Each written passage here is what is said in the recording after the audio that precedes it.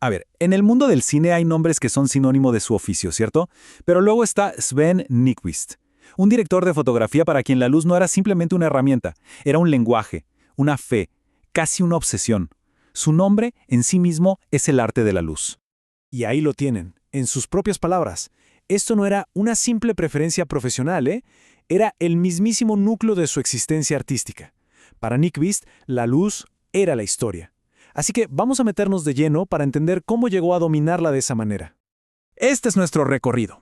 Vamos a empezar con esa devoción casi religiosa que tenía, su culto a la luz. Después nos vamos a sus orígenes, a esas primeras imágenes que lo marcaron. De ahí saltamos a la colaboración que lo cambió todo, la luz de Bergman. Luego veremos cómo su estilo se transformó en un lenguaje universal. Y vamos a cerrar destilando toda su filosofía en el credo del profesional. Empecemos por aquí, por el concepto central, el culto a la luz. Y miren que no es una exageración. Para Nykvist, iluminar una escena era casi un acto sagrado. Era una búsqueda de la verdad a través de la presencia y, sobre todo, de la ausencia de la luz. Y para que nos demos una idea de la magnitud de su carrera, vean este número. 126 largometrajes a lo largo de 55 años. O sea, estamos hablando de una vida entera dedicada a perfeccionar su arte, imagen por imagen. Ahora, la pregunta obvia es, ¿de dónde sale una obsesión tan profunda? Para entender al maestro, tenemos que irnos al principio, a esas primeras imágenes, a las fotografías que definieron por completo su infancia. Esta línea de tiempo lo deja clarísimo. Parece que su camino estaba casi predestinado.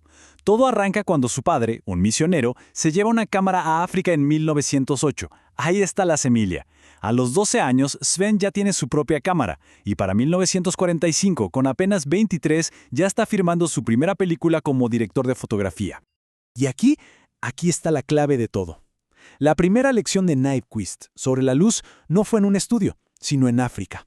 Su padre revelaba fotos en un laboratorio totalmente improvisado, usando el sol del Congo para exponer el papel. Pura luz natural, sin ningún artificio. Esa fue su base.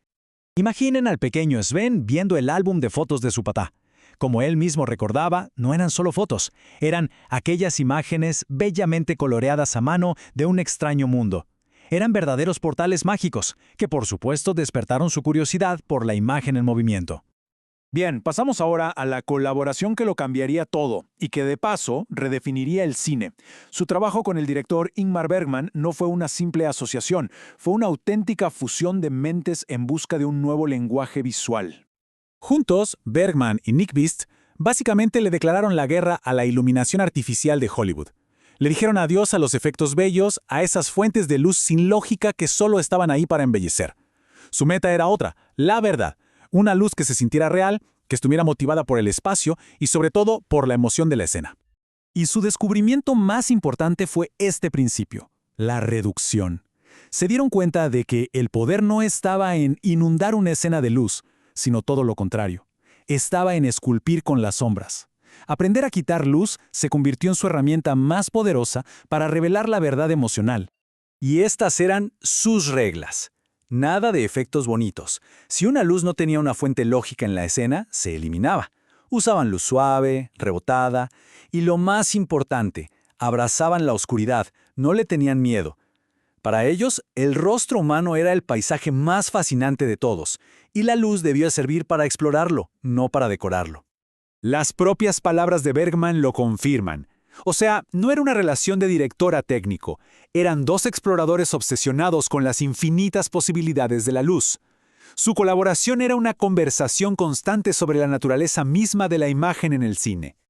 Ahora, la filosofía de Nykvist era tan potente que no se quedó solo con Bergman, se convirtió en un lenguaje universal que le permitió colaborar con otros gigantes del cine mundial, adaptando su estilo pero sin perder nunca su esencia. Y vaya si puso a prueba su filosofía. Con Tarkovsky, por ejemplo, la luz a veces tenía que subordinarse a la composición rigurosa. Con Woody Allen se adaptó a esos planos secuencia larguísimos, de clara influencia europea. Y con Louis Malle demostró que su realismo con la luz podía crear una inmersión total, incluso en una historia de época. Y así llegamos al final de esta clase magistral. Vamos a destilar décadas de experiencia en un credo, una serie de principios que cualquier persona que narre con imágenes puede aplicar a su propio trabajo. Este es su legado. Primero, la técnica es solo una herramienta, no es el fin. Segundo, el objetivo siempre es crear una atmósfera, un sentimiento. Tercero, y esto es clave, si el público nota tu trabajo de fotografía, fracasaste. La luz debe ser invisible. Y cuarto, la simplicidad es el camino más directo a la verdad. Y al final todo se resume en esa famosa frase que él mismo citaba en inglés: Less is more. Menos es más. Menos luz, menos equipo, menos artificio. En esa reducción, en esa simplicidad, es donde él encontró la belleza más profunda y la verdad más duradera. Y nos deja con esta pregunta para pensar. Aunque en realidad, el trabajo de Nyqvist sugiere que no es una elección, son dos partes inseparables de la misma verdad. El actor no puede ser visto sin la luz, y la luz no tiene ningún propósito si no hay un rostro que revelar. Esa simbiosis, ese fue el centro de todo su arte.